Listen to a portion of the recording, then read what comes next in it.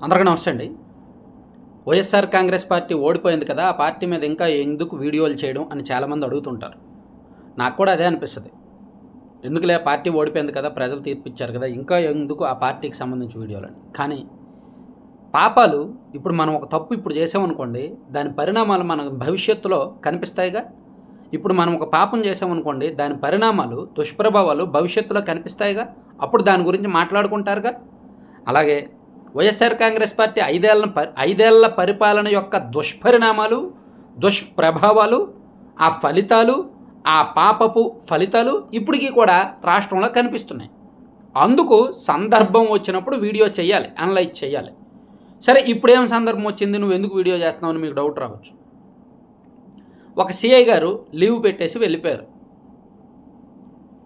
ఆయన ప్రస్తుతానికైతే దొరకట్లేదు. ఆయన మీద పోలీసుల నిఘా ఉంది. ఒక సిఐ గారి మీద నిఘా ఉందంటే చూసుకోండి. కారణం ఏంటంటే, చిలకలూరిపేట నియోజకవర్గంలో విడుదల రజనీ గారు మంత్రిగా ఉన్నప్పుడు, ఎమ్మెల్యేగా ఉన్నప్పుడు ఆ నియోజకవర్గంలో ఎవరో తెలుగుదేశం పార్టీకి చెందిన ఒక వ్యక్తి అంట సోషల్ మీడియాలో ఒక పోస్ట్ పెట్టారు రజనీ గారికి సంబంధించి.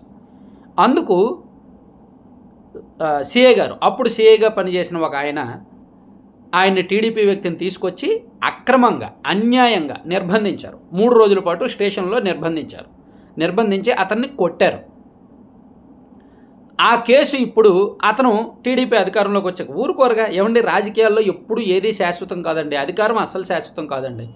సో దాంతో టీడీపీ అధికారంలోకి వచ్చాక ఆయన పోలీసులకు కేసు పెడితే, ఆ కేసు ఇన్వెస్టిగేషన్లో భాగంగా ఈ సిఐ గారు చేసిన తప్పులు, ఏ విధంగా ఆయన చట్టాన్ని ఉల్లంఘించాడు, ఏ విధంగా అతన్ని నిర్బంధించి చిత్రహింసలకు గురి చేశాడో అవన్నీ బయటకు వస్తున్నాయి.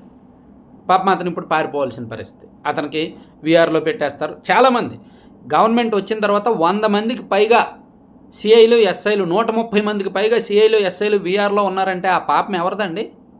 వాళ్ళని అలా వాడుకున్నది ఎవరిదండి? అఫ్కోర్స్ పోలీసులది తప్పు ఉంది. మరి కళ్ళు మూసుకుపోయి ఎలా పనిచేస్తారు? నాయకులంటే పని చేయించుకుంటారు. పోలీసులైనా ఆలోచించాలిగా, బుద్ధి జ్ఞానం ఉండాలి కదండి డిపార్ట్మెంట్లో చాలామందికి. పోలీస్ డిపార్ట్మెంట్ చాలా విలువైందండి. ప్రజలకి పోలీసులంటే భయము ఉంటుంది, భక్తి ఉంటుంది. భయం కంటే ఎక్కువ భక్తి ఉండాలి.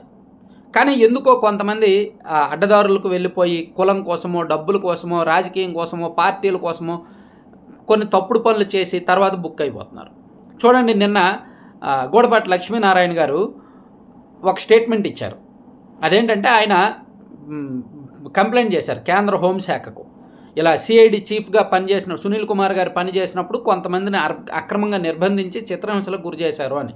సో దాని మీద కేంద్ర హోంశాఖ విచారించి రిపోర్ట్ ఇవ్వండి అని అడగడంతో నిన్న దానికి సంబంధించిన స్టేట్మెంట్లు తీసుకున్నారు.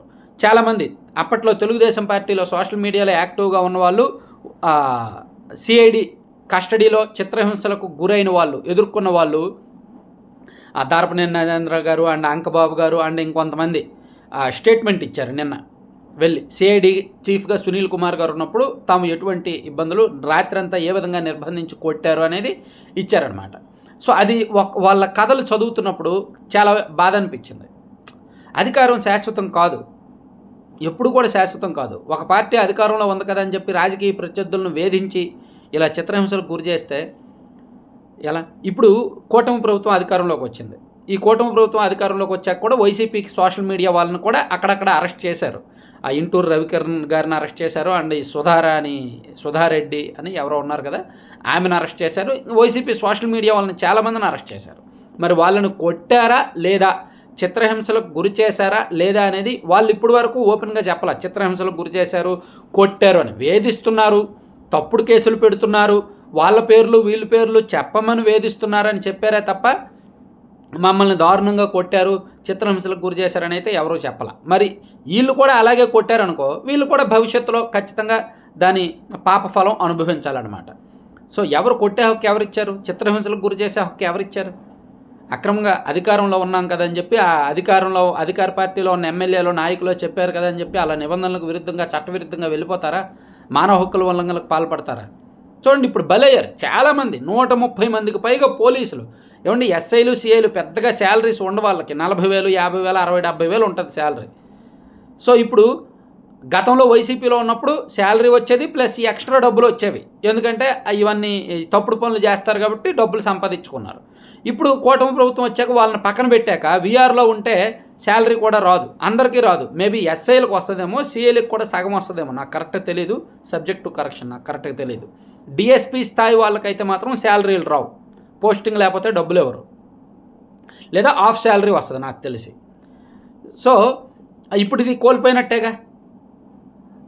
ఎంతమంది అలాగే డిఎస్పీ స్థాయి అధికారులకు కూడా ఇప్పటికీ కొంతమందికి పోస్టింగులు, ఎస్పీ స్థాయి ఐపీఎస్ స్థాయి అధికారులకు కూడా ఇప్పటికీ కొంతమందికి పోస్టింగులు ఎందుకు లేవు? వాళ్ళు వైసీపీ అధికారంలో ఉన్నప్పుడు మరీ ఓవర్గా ప్రవర్తించారు. ఉంటే ఉండొచ్చు కాక, అధికార పార్టీ వాళ్ళు చెప్పిన మాట వింటే వినొచ్చు కాక, కానీ పూర్తిగా ఏకపక్షంగా పనిచేస్తే, మరీ క్రూరంగా వ్యవహరిస్తే ఖచ్చితంగా బలవుతారు. ఇప్పుడు అలా చాలామంది బలైపోయారు. దానికి సంబంధించి ఇప్పటికీ కూడా ఈ స్టేట్మెంట్లు, వాంగ్మూలాలు, కేసులు అవన్నీ బయటకు వస్తూనే ఉన్నాయి, బయటపడుతూనే ఉన్నాయి. Thank you.